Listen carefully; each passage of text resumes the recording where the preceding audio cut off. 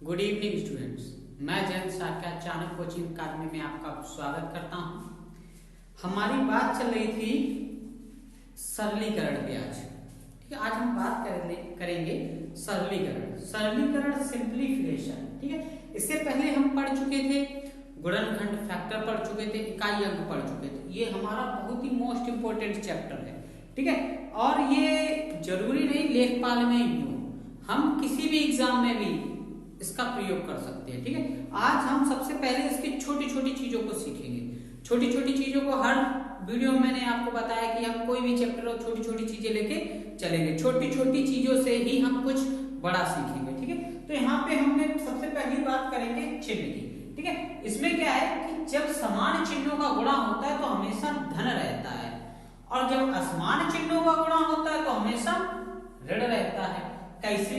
जैसे अगर हम मान लो कि समान चिन्हों का जब हम गुणा करेंगे, जैसे धन और धन का गुणा किया तो धन होता है, और ऋण गुणा ऋण किया तो हमेशा धन होता है। देखो ये दोनों कैसे हैं, समान चिन्ह है तो इन दोनों का मान कैसा आया, धनात्मक आया, धन आया। और जब असमान चिन्ह का गुणा होगा, जैसे मान लो एक ऋण हो एक धन हो, तो हमेशा ऋण होने वाला है। क्या होने वाला है? ऋण होने वाला। चाहे धन का गुणा ऋण में हो, चाहे ऋण का गुणा धन में हो, होना क्या है? ऋण ही होना है। ठीक है, ये बात हमें चिन्हों का विशेष ध्यान रखना है इस चैप्टर में, सिंप्लीफिकेशन में। ठीक है, सरलीकरण में। इसके अलावा सरलीकरण में हमारी बात चलेगी बोर्ड मास पे। बोर्ड मास में भी बहुत जरूरी होता है। बोर्ड मास में क्या जरूरी होता है, देखो आपको बताएं। बोर्ड मास, बोर्ड मास, ठीक है। बी का मतलब होता है ब्रैकेट। ठीक है, क्या होता है?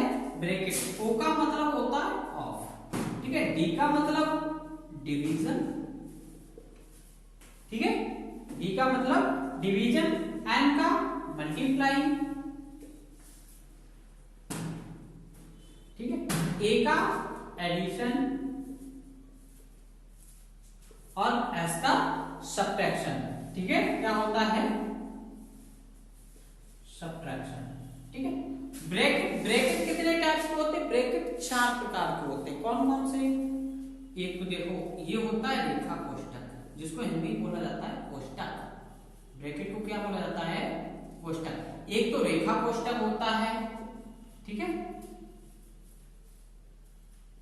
उसके बाद छोटा कोष्ठक, उसके बाद मंझला कोष्ठक, और उसके बाद बड़ा, क्या बोला जाता है?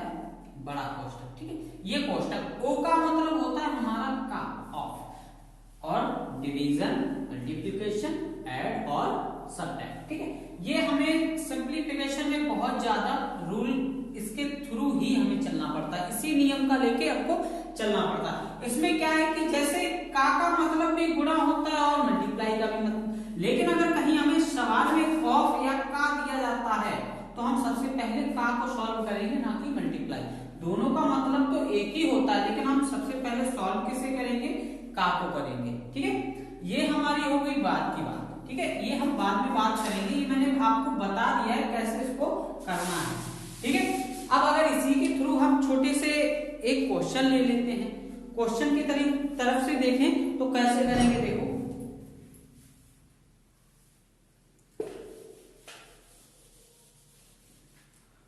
जैसे आपका क्वेश्चन आ जाता है में भाग 9 का। ठीक, का भी आ गया, और फिर 1/3 में धन, 2/3 में गुणा, एक सही 1/2। इसका मान आपको बताओ, इसका मान हमें बताना है। तो देखो सबसे पहले अभी यहाँ पे हमें क्या है, बोर्ड मास लेके चल रहा है, लेकिन हमें यहाँ पे बी नहीं दिया हुआ है, ब्रैकेट नहीं दिया है, कोष्ठक नहीं दिया है, लेकिन बाकी सब हमें दिया हुआ है। तो सबसे पहले मैंने बताया आपको, सबसे पहले क्या सॉल्व करते? का। क्या करते? का। तो इसको कैसे करेंगे? देखो 72 में भाग 9 में का मतलब क्या होता है? बड़ा 1/3 धन 2/3 में गुणा, 2 एकम 2 1, 3/2, तो 3 त्रिका 9। ठीक, 3 आ गया, तो इसे कैसे करेंगे? 72 में भाग 3 में धन 2/3 में गुणा 3/2, ये आ गया। 3/2। इसे कैसे करेंगे? 3 का अब क्या करेंगे? सबसे पहले भाग, पहले गुणा किया, पहले का किया, फिर भाग करेंगे, फिर गुणा करेंगे, फिर जोड़, फिर घटाना। ठीक है, तो 3 का इसमें भाग देंगे तो कितनी बार में जाएगा? देखो 3 दूनी 6, 3 चौकू 12। अब क्या बचा? 2/3 में गुणे 3/2, यही बचा। यहाँ से 3 से 3 कट गया, 2 से 2 कट गया, तो 24। यहाँ पे कितना बचा? 1 यहाँ पे 1 एकम 1, तो इसका मान हमारा क्या आ गया? 25। हम इस तरीके से इसको कर सकते हैं। ठीक है, मैंने क्या बताया? सबसे पहले आपको का करना होता है, उसके बाद डिवाइड करना होता है, फिर प्लस मल्टीप्लाई करना होता है, फिर प्लस करना होता है, फिर सब्ट्रैक्ट करना होता है। ये बात आपको हमेशा आगे ध्यान रखनी है, किसमें? सिंप्लीफिकेशन में। और जैसे भी क्वेश्चन आते हैं, अगर इस टाइप के आपके क्वेश्चन आते हैं तो सबसे पहले हमें यही करना है। ठीक है, अब इस तरीके से हमारे क्वेश्चन दिए हैं। ठीक है, इस तरीके से आ सकते हैं क्वेश्चन, और किस तरीके से बन सकते हैं हम धीरे धीरे पूरा क्लियर करेंगे। ठीक है, जैसे क्वेश्चन हमारा आज पहला क्वेश्चन ये है, इसको लिखेंगे पहला क्वेश्चन 0.2222, यानी इसका मतलब क्या है? अनंत तक गया है, कोई गिनती नहीं है, को किस में बदलना है? हमें भिन्न में बदलना है। तो सबसे पहले हम इसका शॉर्ट देखेंगे कि इसको कैसे डायरेक्ट कैसे कर सकते हैं, फिर उसके बाद हम देखेंगे कि इसका प्रारूप क्या है, सही से इसको कैसे लिखा जा सकता है। ठीक है, तो अगर ये बताओ, इसको हम ऐसा लिख सकते 2.2 बार, इसमें 2 पे बार लगा सकते हैं। बार का मतलब होता है ये जहां तक लिखा गया है, कोई इसकी गिनती नहीं है कि 2 कहां तक लिखा गया है, 2 कहां तक लिखा गया, इसकी कोई गिनती नहीं है। इसलिए इसको 0.2 की घात बार, इसको 2 की बार लगा सकते हैं। ठीक है, इसको बोला जाता है बार। ठीक है, अब इसको हमें भिन्न में बदलना है। तो अब एक बात याद रखना है कि दशमलव के बाद जितने अंक पे बार लगा होता है, क्या लगा होता है? बार, तो उतने ही अंक ऊपर कितना लिखा है? 2।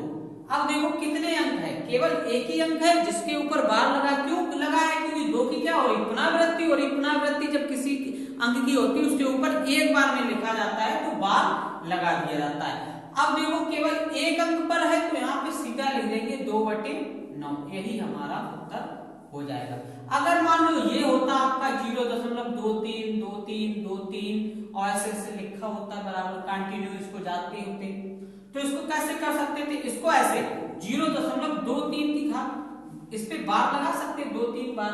ठीक है, क्योंकि 2-3 23 इसी की तो बराबरती हो रही है, तो हम इसको ऐसा लिख सकते हैं। अब देखो यहाँ पे दशमलव के बाद कितने अंक हैं जिसके ऊपर बार लगा हुआ है? 2 अंक है, तो हम इसे डायरेक्ट 23 बटे कितना? 2 अंक है, तो 99 2 बार 9 लिख सकते हैं। इसको हम ऐसा लिख सकते हैं, ये डायरेक्ट लिख सकते हैं इसको। ठीक है, जितने अंक बार होते हैं। अब इसका सही प्रारूप कैसा होता है, ये कैसे बनता है, ये हम आपको बताते हैं, क्योंकि हमें उसकी जड़ जरूरी है।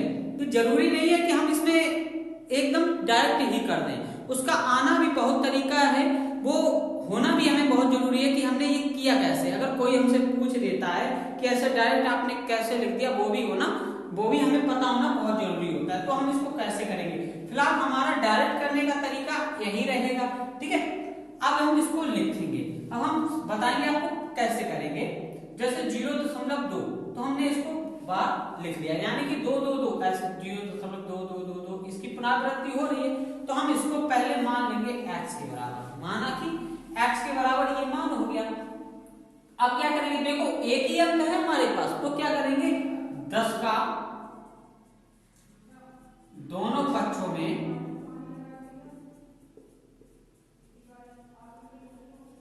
गुणा करने पर, ठीक है, गुणा करेंगे तो ये कितना हो जाएगा? देखो ये 10x बराबर क्या हो जाएगा? 2.2 की घात 2, क्योंकि एक ही तो अंक बाहर आ जाएगा, बाकी सब तो वही पुनरावृत्ति हो रही है। ठीक, अब ये इसको समीकरण 1 दे दो, इसको समीकरण 2 दे दो।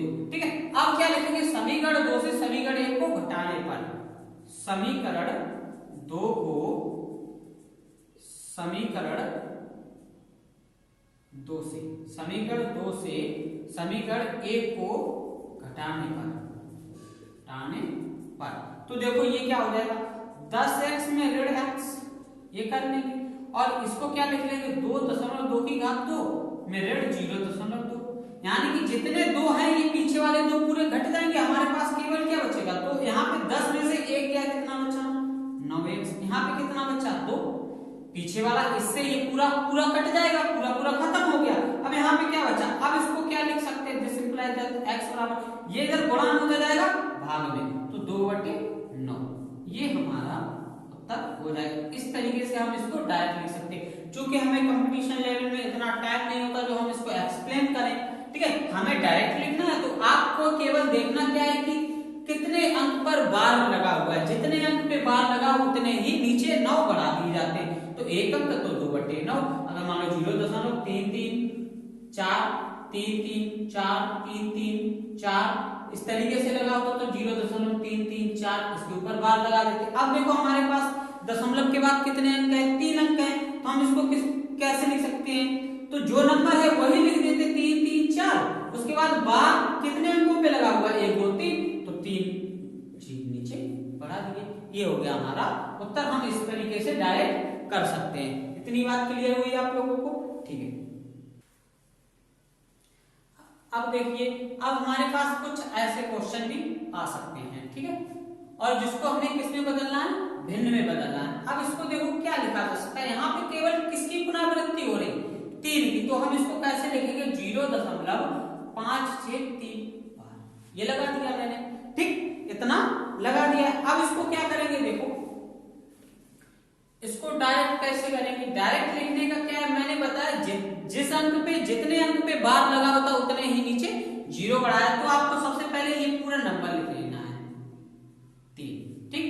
अब क्या लिखना है, 9, केवल एक अंक पर बार लगा हुआ है, एक मैंने अंक 9 लिख दिया, ठीक। अब उसके बाद देखो दशमलव के बाद कितने अंक ऐसे हैं जिसके ऊपर बार नहीं लगा हुआ है, तो कितने अंक है, केवल 2 अंक है जिसके ऊपर बार नहीं लगा हुआ, तो क्या कर देंगे, उतने 0 बढ़ा देंगे, 9 के साथ उतने 0 जोड़ देंगे। अब क्या करेंगे, अब ये करेंगे कि हम जो नंबर हमारे पास दिए हुए हैं केवल जिसके ऊपर बार नहीं लगा है 56, वो क्या करेंगे, बड़ी इस संख्या में से घटा देंगे, क्या करेंगे, घटा देंगे। तो यहाँ पे जो हमारा मान निकलेगा वही हमारा उत्तर होगा। देखो 13 में से 6 गया 7, क्योंकि 3 से तो 6 जाएगा नहीं, यहाँ से 5 से 5 गया 0, यहाँ पे कितना बचा, 5/900, यही हमारा अभीष्ट उत्तर होगा। हम इस तरीके से कर सकते हैं, ठीक है, ये बात क्लियर हुई। इसी छोटी छोटी चीज को लेकर हम क्लियर करेंगे। आज की वीडियो में इतना ही, और आशा करता हूं आप लोगों को ये चैप्टर समझ में आ रहा होगा। हम यहीं से ही कल नेक्स्ट वीडियो की शुरुआत करेंगे। आज के लिए इतना ही, और इस वीडियो को हमारे सब्सक्राइब करें और शेयर करें। Thank you.